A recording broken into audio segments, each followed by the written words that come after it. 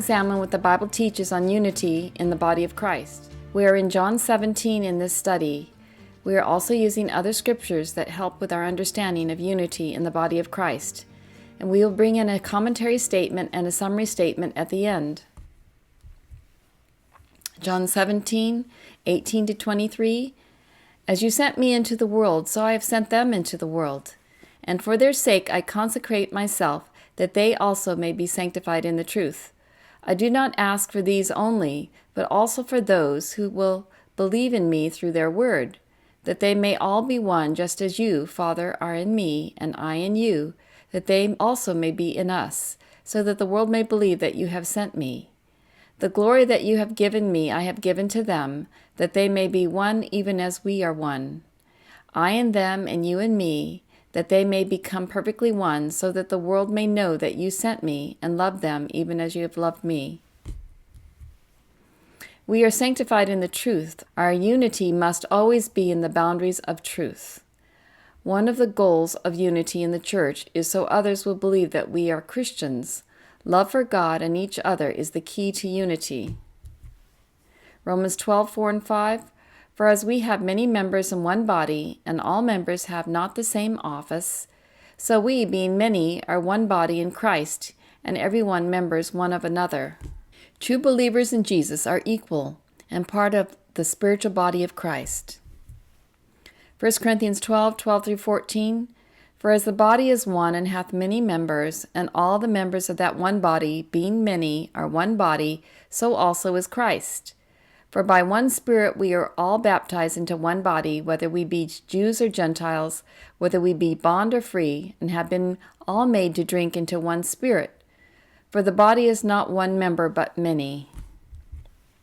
The Holy Spirit impresses the truth upon us and empowers us to follow the truth.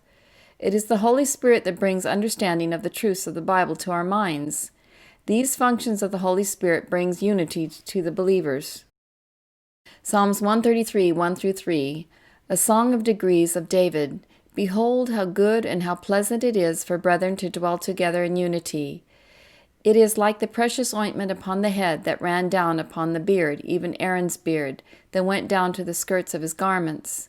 As the dew of Hermon, and as the dew that descended upon the mountains of Zion, for there the Lord commanded the blessing, even life forevermore.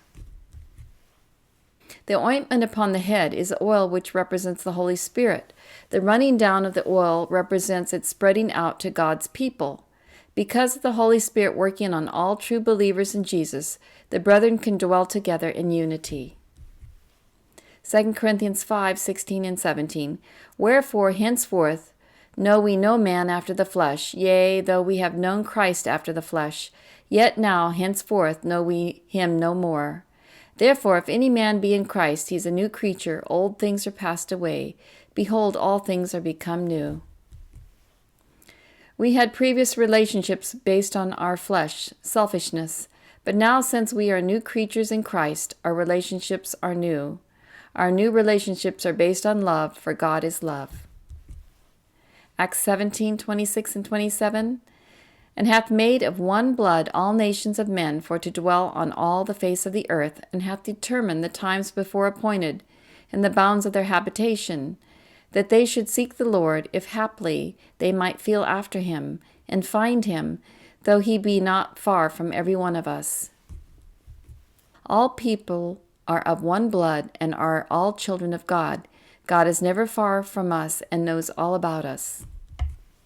Galatians 3:27-28. For as many of you as have been baptized into Christ have put on Christ. There is neither Jew nor Greek, there is neither bond nor free, there is neither male nor female, for ye are all one in Christ Jesus. There is neither black or white, there is neither worker nor ruler, there is neither male nor female, for ye are all one in Christ Jesus. Ephesians 4:4-6 and 14-16. There is one body and one Spirit, even as ye are called in one hope of your calling, one Lord, one faith, one baptism, one God and Father of all, who is above all and through all and in you all, that we henceforth be no more children tossed to and fro, and carried about with every wind of doctrine, by the sleight of men and the cunning craftiness whereby they lie in wait to deceive, but speaking the truth in love, may grow up into him in all things, which is the head, even Christ, from whom the whole body fitly joined together and compacted by that which every joint supplieth, according to the effectual working in the measure of every part, maketh increase of the body unto the edifying of itself in love. There is one body and one Spirit, one Lord, one faith, one baptism, one God and Father of all, who is above all and through all and in you all. Beware, there are many false teachings, false ministers, and false prophets. They are winsome and persuasive. To avoid being deceived, we must know the truths of the Bible and speak the truth in love. God is leading a people out from the world upon the exalted platform of eternal truth, the commandments of God and the faith of Jesus. He will discipline and fit up his people. They will not be at variance, one believing one thing and another having faith and views entirely opposite, each moving independently of the body. Though we have an individual work and an individual responsibility before God, we are not to follow our own independent judgment, regardless of the opinions and feelings of our brethren, for this course would lead to disorder in the church. It is the duty of ministers to respect the judgment of their brethren, but their relations to one another, as well as the doctrines they teach, should be brought to the test of the law and the testimony. Then if hearts are teachable, there will be no divisions among us. It is necessary that our unity today be of a character that will bear the test of trial. We have many lessons to learn and many to unlearn. God and heaven alone are infallible. Those who think that they will never have to give up a cherished view, never have occasion to change an opinion, will be disappointed. As long as we hold to our own ideas and opinions with determined persistency, we cannot have the unity for which Christ prayed. When a brother receives new light upon the Scriptures, he should frankly explain his position, and every minister should search the Scriptures with a spirit of candor to see if the points presented can be substantiated by the inspired Word. Christian Experience and Teachings of Ellen G. White, page 201 and 203. The Church is one body with many members, called from every nation, kindred, tongue, and people. In Christ we are a new creation. Distinctions of race, culture, learning, and nationality, and differences between high and low, rich and poor, male and female, must not be divisive among us. We are all equal in Christ, who by one Spirit has bonded us into one fellowship with him and with one another. We are to serve and be served without partiality or reservation.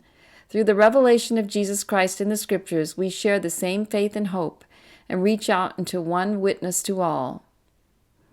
This unity has its source in the oneness in the triune God, who has adopted us as his children in his steps, number 14.